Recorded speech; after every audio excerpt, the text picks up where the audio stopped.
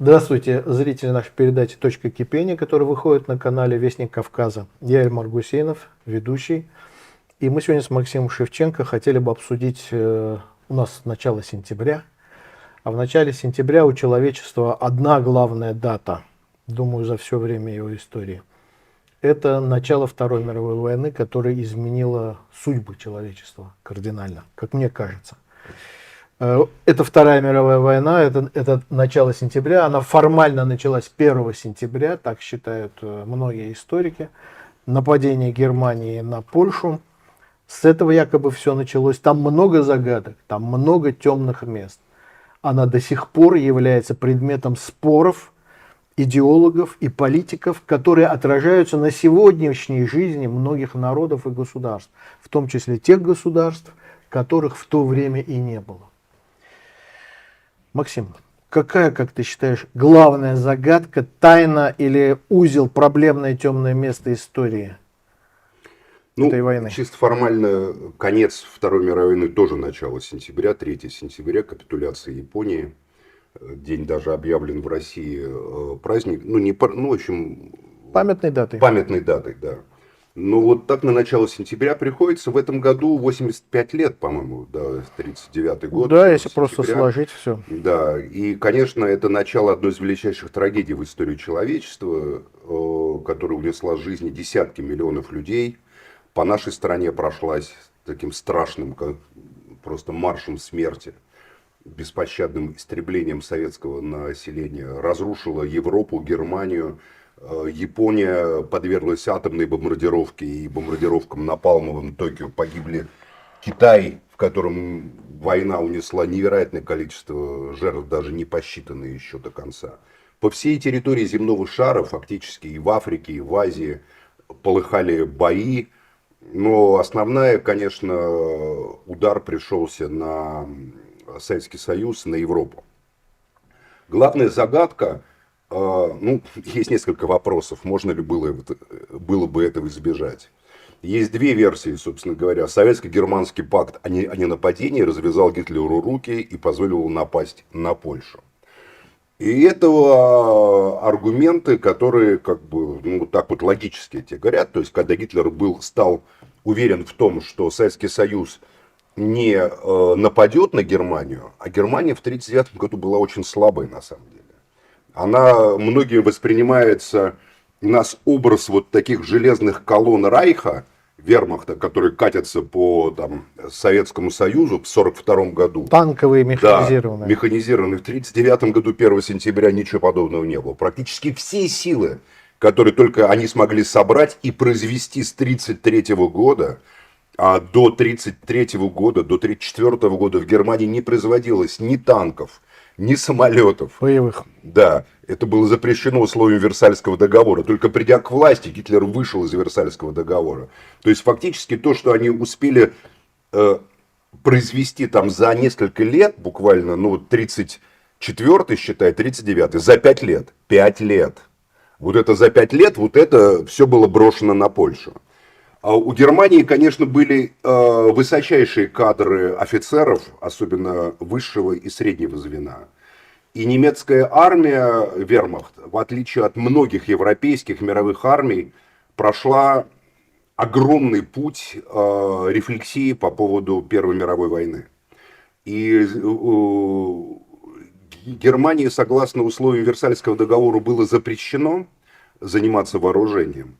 Но никто не мог запретить немецким офицерам, воевавшим на Западном фронте, на Восточном фронте в Первую мировую войну, анализировать опыт. Да, почему не получилось вот там вот план Шлиффена разгромить быстро Францию и завершить к началу сентября Первую мировую войну, да, каким-нибудь распитием шампанского с новым каким-нибудь мирным договором капитуляции. Да? Почему это превратилось в мясорубку Первой мировой войны с этими фронтами, газами и так далее, жуткими атаками на пулеметы, когда там косили целыми батальонами, выкашивали, да, вот этот стальной ветер, как, Эрнст Юнгер свою главную книгу написал, или на Западном фронте, на котором без перемен, как Эрик Мария Ремарк. Вот они сделали вывод, что главной проблемой это было то, что удар первой армии не сопровождался коммуникациями, то есть, значит, подвозом ресурсов, и не хватало сил для наращивания и быстрого движения в глубину. Пробить-то оборону можно было, допустим, французов, как под Верденом, да, но потом как бы нету. Тогда не было грузовиков, не было танков, лошади в этой грязи вязли. И вот они сформулировали эту концепцию блицкрига, механизированного удара комплексного. Фактически это была абсолютно инновационная военная концепция, придуманная немецкими офицерами. Блицкриг это, многие полагают, только танки. Нет, это не танки. Блицкриг это связанное воедино с помощью радио, с помощью систем управления, взаимодействия штурмовой авиации, механизированных частей, пехоты, моторизованной пехоты, без которой танки бессмысленные, противотанковой артиллерии и артиллерии в целом. Алексей Исаев, замечательный наш историк, современный, очень детально расписал и изучил эту концепцию блицкрига. Я помню, в одной из своих книг, где он анализировал трагедию 1941 года. Итак, немецкая армия была самой совершенной военной машиной в мире на 1939 год. Но в целом немцы не обладали никаким ресурсом для ведения долгой войны. И если бы, допустим, Польша продержалась бы там чуть дольше, то неизвестно вообще, смогла бы Германия одолеть Польшу. А главная загадка, почему союзники, которые были связаны с Польшей трехсторонним договором, Франция и Англия, и которые на Западе, в районе Саара, в районе, значит, Маас, вот эти вот на французско-германской границе, обладали фантастическим преимуществом, поскольку французская армия была могучей армией. Некоторые думают, что это была что-то вроде такое отсталое. Нет, она не обладала доктриной блицкрига, может быть, да, но в целом это были десятки полноценных дивизий, это были очень современные танки, Сумуа-35, допустим, которые тяжелые танки, которые немцы не могли поразить.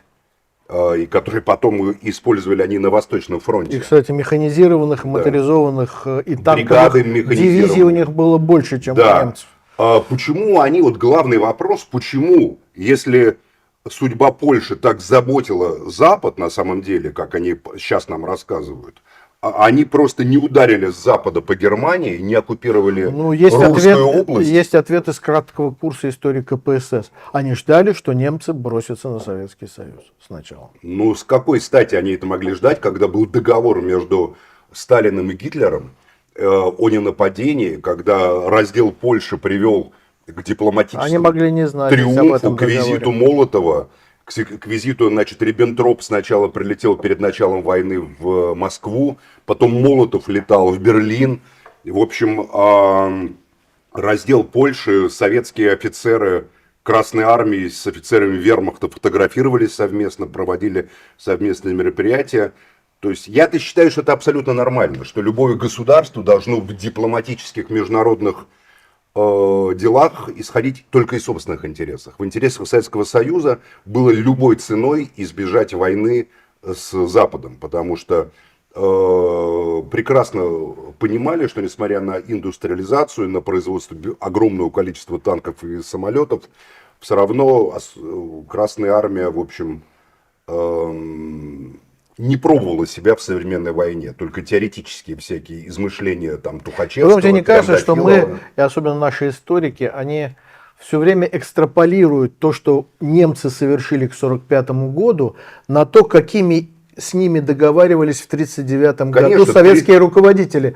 Никто еще не истреблял в Бабьем Яру десятки тысяч невинных евреев. Никто еще не обнародовал, что мы сейчас славян выкинем. Это была немножко другая Германия. Это не совсем так. В «Майн кампф», который был переведен на русский язык, запрещенный в современной России книга «Моя борьба» Гитлера, она была в 1929 году переведена на русский язык. Даже Карл Радек, написал предисловие и была издана для ЦК ВКПБ. Сталин точно читал «Майн кампф», как и другие Для служебного пользования такая. Ну, там несколько сот было экземпляров, и я видел, вот держал в руках эту книгу с переводом Карла Радека, и там было написано, что мы предлагаем вашему вниманию, значит, там книгу, которую вот Национал-социалистической партии Германии, это наши враги, мы должны знать, о чем думают как бы наши враги, их идеология. Там как бы этот пространство, жизненное пространство на Востоке и порабощение, освоение, создание Райха за счет территории на Востоке в «Майн кампф» вполне было прописано. Поэтому можно было это ожидать. И со стороны Советского Союза этот мирный договор был попыткой передышки. Потому что, я думаю, советское руководство не сомневалось, что война с Гитлером неизбежна. Шоком для Сталина была пассивность союзников. Потому что полагали в Москве так, и это, вот это известно точно, что если Франция и Британия объявляют Германии войну, начнутся бои, походы, атаки. И ты, как специалист по Франции, знаешь, что до сих пор нет внятного ответа на этот вопрос. Французы на самом деле пошли вперед, немножечко зашли на 10 километров на территорию Германии и встали. И дело не в линии Мажино, что они там боялись ударов. Они вообще не боялись ударов немцев. Потому что они точно знали, что совокупная мощь немцев не позволит пробиться через мощную французскую армию, которая была победоносной армией Первой мировой войны, тоже имела свой опыт Первой мировой войны, причем это был опыт обороны, больше в отличие от немцев. Если немцы, вся немецкая военная доктрина разрабатывалась не на обороне, а на наступлении, то как раз у французов, наоборот, это был опыт обороны, потом переходящий в победу. И то, что немцы, они позволили немцам обойти, все ждали удар, что немцы будет все тот же самый удар через Бельгию, через север. Да, и туда ведь в Бельгию начали выдвигаться французские механизированные части, да. Вступили во встречные бои с немецкими. Достаточно успешные. Немцы несли огромные потери. Совершенно верно. Успех у них там их просто обошли. Такие же механизированные части. А через Орденны, я вот читал мемуары немецких военачальников, говорит, в Орденнах была одна дорога фактически, через Орденские. Ты знаешь эти места прекрасно. Это густой лес. Причем, которые успели забаррикадировать, они прошли сквозь эти баррикады. Да, эти дороги не асфальтированы было в Орденах. У них были сутки, чтобы пройти, да, и они их прошли. Немцы сумели там провести несколько танковых дивизий. Когда мы говорим танки, нам кажется, это «Тигры», это Т-3. Это были танки Т-1 с пулеметами и Т-2 с 20-миллиметровыми пушками. Немножечко было чуть-чуть танков Т-3. Тогда у них была 37, по-моему, какая-то пушка миллиметровая. В общем, это были не те танки, которые мы встречаем через несколько лет на Курской дуге. И не те танки, которые напали даже на Советский Союз. Это были, в принципе, танки, с задачей которых они не могли. Вот прямое столкновение немецких танков с французскими танками приводило к уничтожению немецких танков. Но вместе с ними шли механизированные саперы, механизированная противотанковая артиллерия. Поразительно то, что французы позволили все это провести в обход через Ордены. И внезапно, значит, Рунштадт, кажется, который командовал этот, и Манштейн там тоже участвовал. Они вышли Это была юга, танковая группа Клейста. Да, с юга вышли в тыл на острие шел Гудериан со своим корпусом. Французским войскам, которые и Франция начала сыпаться в 40-м. Но у Франции до этого момента с начала войны было 8 месяцев, 9 месяцев, за которые Франция ничего не родила, которая позволила немцам перебросить войска из Польши в Германию, позволила довооружиться. К услугам немцев оказались заводы. А вот как ты считаешь, вот если бы они тогда все-таки проявили энергию, начали наступление, спасать Польшу, через 2 недели, когда через 2 недели, когда советские войска пошли в восточную часть Польши, мы бы стали, Советский Союз стал бы союзником союзников. Нет, была бы новая Антанта. Я думаю, Советский Союз остановился бы на той границе, которая считалась восстановлением. Наметили, да. Да, вот на этой границе Западной Белоруссии и Украины. Стал бы ждать результатов? Ну, просто по итогам, если бы французы и британцы пошли бы на Германию, думаю, с Запада у немцев не было бы ни малейшего шанса их остановить. Они бы оккупировали, дошли бы до Рейна и оккупировали Рурскую область. Практически нет сомнений в этом, потому что этого Гитлер боялся мучительно. И сами немцы не понимали, это была абсолютная авантюра. Или мы, вот отсюда рождаются конспирологические теории. Почему не пошли? А был сговор, говорят конспирологи, потому что британская аристократия не хотела поражения Гитлера. Потому что Гитлера, ну это необъяснимо. Вот я читаю прекрасного британского историка Макса Хейстингса, который написал массу книг по истории Второй мировой войны. Это журналист, автор пулитцеровских премий, автор великолепной книги про Вьетнамскую войну, про Первую мировую войну. Я читаю его объяснения, они тоже меня не удовлетворяют. Он говорит, ну потому что просто были плохо подготовлены.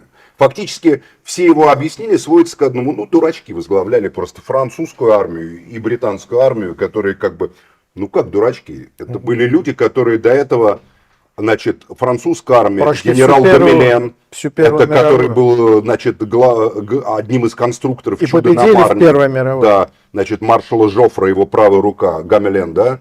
Значит, англичане тоже, собственно говоря, многие там офицеры и джентльмены, вспоминаем роман Ивлена Во, да, значит, его посвященный Критской катастрофе потом.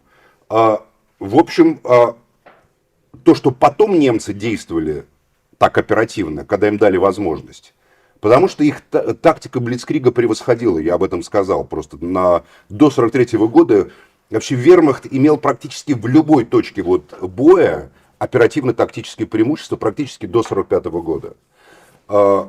Именно как искусство. Оно в немецкой армии было на высочайший уровень поставлено. Но иные возможности не были использованы в 1939 году. И это главная загадка Второй мировой войны. Она могла закончиться прямо сразу. И это бездействие Запада, странная война, да, которая там была, это главный вопрос. Все могло сразу завершиться. Гитлер даже не хотел объявлять Польшу генерал-губернаторством сначала. Таких планов до нападения на Польшу не было. Он рассчитывал оккупировать Польшу, вернуть, значит, себе немецкие земли, пробить коридор в Данциг, потом вступить в переговоры, значит, с западными союзниками и восстановить польское государство как вассальное по отношению к Германии. Даже вот так, ну, сильно... Когда он понял, что вообще ничего нету, тогда и было объявлено генерал-губернаторство. Тогда была ликвидирована польская государственность.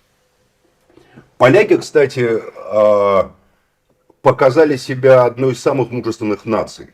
Они не смирились. Десятки тысяч поляков, ну, те, кто не попал в советский плен, там, и не пережили трагические события, связанные, значит, с пребыванием в советском плену, через Румынию, через Венгрию, поляки попадали в Англию и сражались до конца. Сражались, высаживались в Нормандии. Польские летчики уже в битве над Ла-Маншем в 1940 году, польские летчики, вступившие в ряды британских ВВС, сбивали немецкие самолеты и дрались.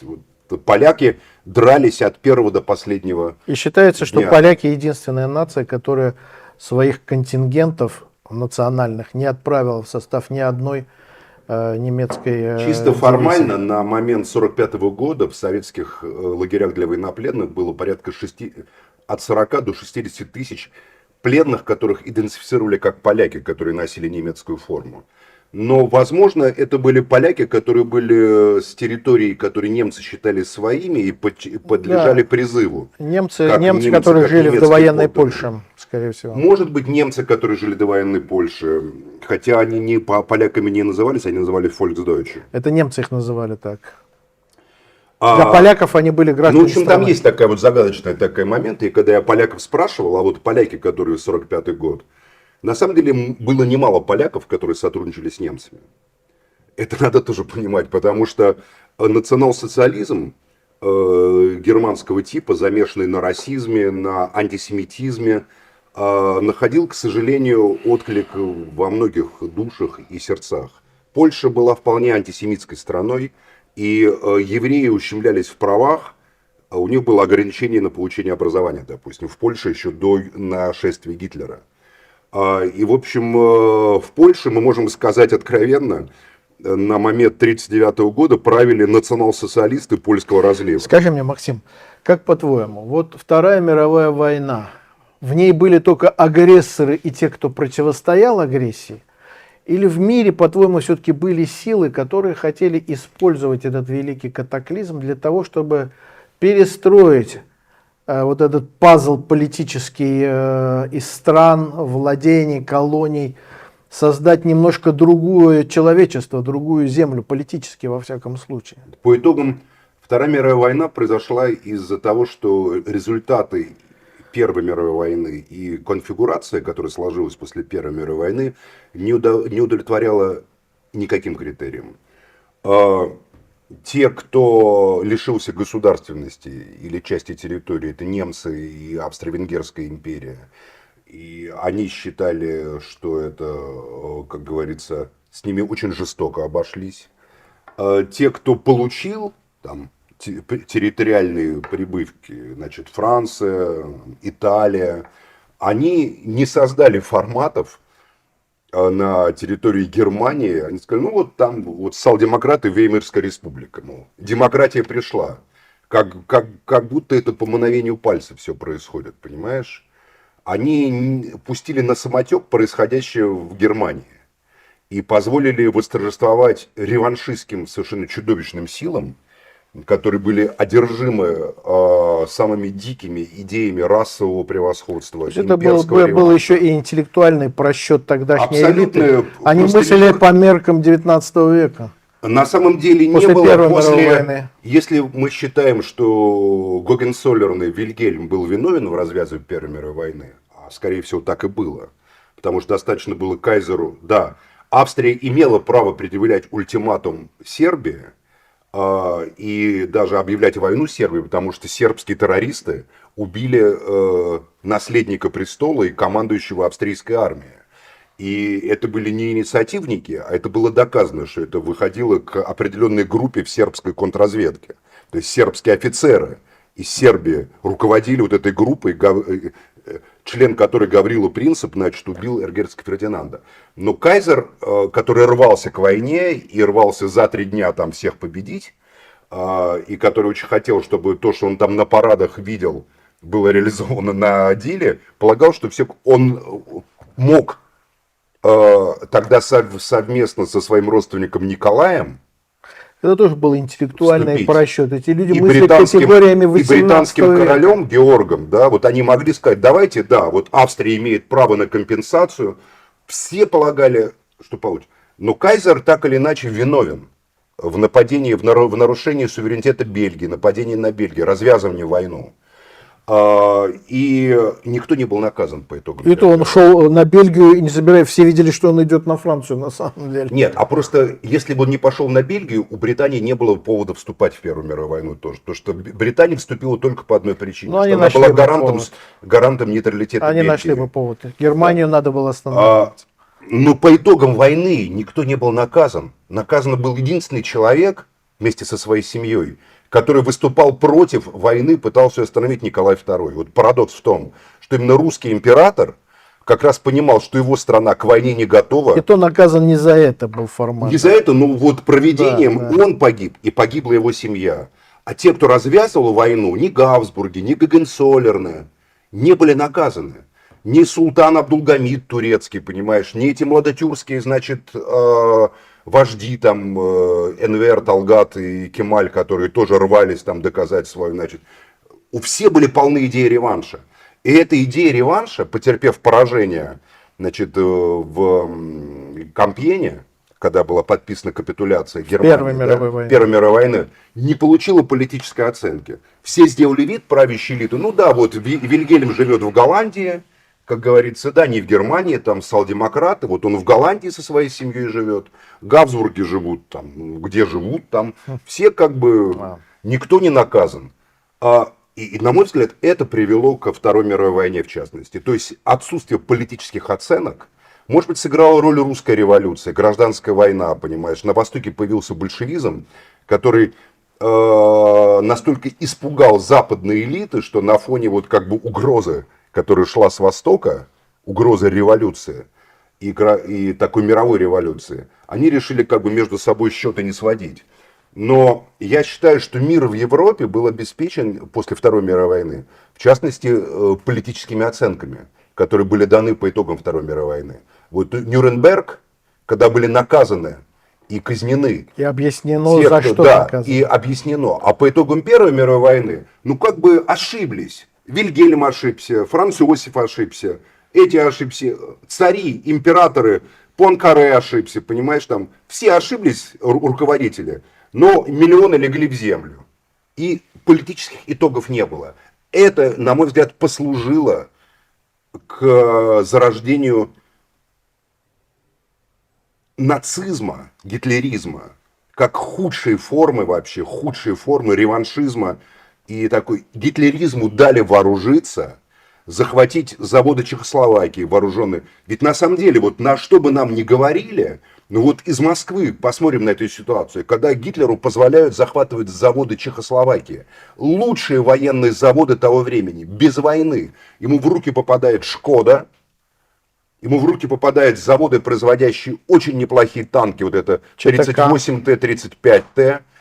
Шкода это Эрликон, значит, все зенитные орудия фактически производили чехи. 40% европейской военной промышленности были заводы чешские. Как будто вот глядя из Москвы вооружают Гитлера.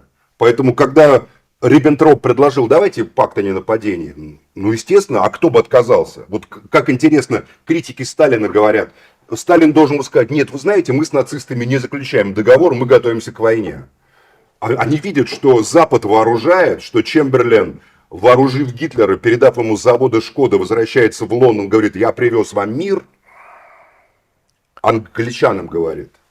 Поэтому главный вопрос Первой мировой войны, это почему Гитлеру позволили набрать такую силу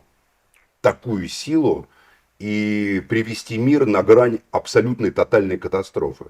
Хотя разумные историки, вот, оценивая перспективы гитлеровской Германии, говорят, что не было шансов на победу. Даже если Гитлер захватил вот, гипотетически Советский Союз или принудил бы Советский Союз к сепаратному договору, допустим, осенью 1941 года, да, все равно Америка со всей оккупированной экономикой, со всеми ресурсами, предположим, Баку и зерном Украины и углем Донбасса. Все равно растоптала бы их немцы. Америка все равно победила бы. Все равно победила, потому что ни такого оружия не было у Германии, ни такого флота не было. На море все контролировали как бы американцы и англосаксы. Да. Ни такого как бы завода, которые были недосягаемы. Поэтому главный вопрос, он один. Почему Запад позволил Гитлеру вырасти вот из такого как бы напившегося польской крови паразита, такого огромное чудовище, которое залило кровью весь мир. Максим, вот по поводу итогов всего этого. Хотя хотел бы сказать, что добавить, что тогда, кроме Запада-то, ничего и не было. Не было нынешнего глобального юга, не было, ну, там... Это были колонии. Да. Поэтому был когда только... говорим Англия, мы часто представляем себе вот остров Англии, Гитлер воевал с островом. Индия, Австралия, огромное пространство. Южная Африка, Новая Зеландия. Канада еще была, даже не было суверенным государством. То есть это был конфликт внутри самого Запада. Поэтому, когда мы задаем вопросы, почему Запад, все-таки надо иметь в виду, что и Германия, и Италия, и его союзник были частью Запада. Это происходящее в одном и том же регионе мира. Но к вопросу об итогах, Максим. Ведь все-таки война показала, что тогда в отсутствии так называемого глобального юга и всяких востоков и прочее, Соединенные Штаты, Великобритания тогдашняя, вместе со своей Новой Зеландией, ЮАР там и прочее, и Советский Союз, то есть один из форматов России, да, будем считать так, могут навести порядок в мире вместе. Могут. Это по итогам войны. По итогам войны. Но все-таки это были контакты, которые и действия, которые осуществлялись вместе. Ну, смотри, по ходу войны у Рузвельта сложилось впечатление, что Советский Союз способен измениться. Да. И на самом деле были огромные перемены. Даже внешнее разрешение церкви, консерватизация жизни, вот даже создание двух школ, там женской и мужской. Мама моя училась в женской школе, вот. Моя тоже. В Лаврушинском переулке. И отец мужской. Да, говорит, да, прекрасно, все очень было. Вот эти вот, да, даже вот эти, ну, много чего как бы менялось. Ну, все надежды не сбылись надежды. Но это мы забегаем в будущее. Сентябрь 1939 года. Главный вопрос, почему Польша была отдана на растерзание Гитлеру. Ответа на этот вопрос до конца мы до сих пор не получили. Ну вот он, Гитлер, он все-таки, он что, предполагал, что ему отдадут ее на растерзание? Он, вот, это просто известно точно, потому что есть дневники Геббельса, есть дневники Гальдера. Полагалось, что когда он захватит Польшу, начнутся переговоры. Он дико боялся удара Запада, и удара этого не было. Или не боялся. Тогда еще страшнее. Тогда еще страшнее, да. Тогда еще страшнее. Ну ведь, ты понимаешь, как вот сентябрь, начало войны, десятки миллионов погибли в боях, на полях сражений, сгорели в воздухе, в танках своих, потонули в подводных лодках, в судах, которые везли по всему миру военные товары. Одних американских летчиков 70 тысяч погибло, тех, которые бомбили Германию. Это только летчиков, которые бомбили в Германию, и американских. Десятки миллионов погибли у нас. Но миллионы, десятки миллионов людей погибли от последствий этой войны, от голода, в том числе в нашей стране, по всему миру, от болезней. От репрессий. От репрессий, ну, связанных в том числе и с проведением войны, потому что вводилось военное положение. Был в плену. Многие... Но это наша ситуация, да. Вот эти последствия... Надо же понимать, что это нам сейчас кажется, даже в 60-е и 70-е годы, устоявшимися идеологией 20 века. В 70-е годы мы жили, ну как, коммунизм был всегда. А в 41 году от гражданской войны в Советском Союзе прошло 20 лет. Если какому-нибудь человеку было в 20 лет, он был офицером Врангелевской армии или Красновской какой-нибудь там казачьей бригады, то в 41-м ему было 40 лет. Был полностью боеспособным человеком, полным сил, и испытывал ненависть к большевикам. И для него это было продолжение войны между красными и белыми. Это вот эти ветераны уже в 70-е годы, в моем детстве, были уже там стариками, да, а тогда... В 1941 году участники гражданской войны в России, это были полными... Продолжавшие жить в да, нашей стране. В этой парадигме. То есть для них советское государство никогда не было, они никогда ему не присягали, они с ним боролись, потом затихли где-то. Для них советское государство, Советский Союз, не был Россией той, да, которая... продолжалась война. Это было государство, которое надо было уничтожить и возродить настоящее российское государство. Может быть, в этом главная причина того, что было такое количество людей, пошедших на службу к немцам. Всего это могло бы не быть, если бы Франция двинула войска в сентябрьские дни. Опять французы 1939 года. Опять они виноваты. Французы были сосредоточены дивизии, если бы они перешли германскую границу и двинулись бы согласно договору о гарантии Польши трехстороннему, и вышли бы на Рейн. Гитлер мгновенно остановил бы наступление в Польше и перешел бы к договорам. Потому что его нападение на Польшу воспринималось как шантаж. И вдруг он понял, что шантаж получается. Пройдет. Это главный вопрос Второй мировой войны. На всех этапах она могла быть остановлена. Не допустить гибели десятков миллионов людей. Вот на первых этапах. В какой-то момент уже все покатилось так, что было невозможно. Давай выведем из этого маленький вывод, надеюсь, его услышат наши зрители, о том, что войну страшную можно остановить не только на начальном, ее принципиально можно остановить на любом этапе, пока это не перешло в тотальную войну. Тотальную войну. Когда война стала тотальной, уже нельзя. Остановить нельзя, можно было только победить или уничтожить. Да. Ну что, спасибо большое, надеюсь, вы слышали и услышали, как всегда, интересные, потрясающие факты, интересные мысли нашего собеседника. Эльмар Гусейнов, я ведущий передачи «Точка кипения», которая выходит на канале «Вестник Кавказа». Сегодня мы обсуждали с Максимом Шевченко начало. 85 лет все-таки. Круглая, не круглая, но дата Второй мировой войны. Максим, спасибо и до новых встреч. До свидания.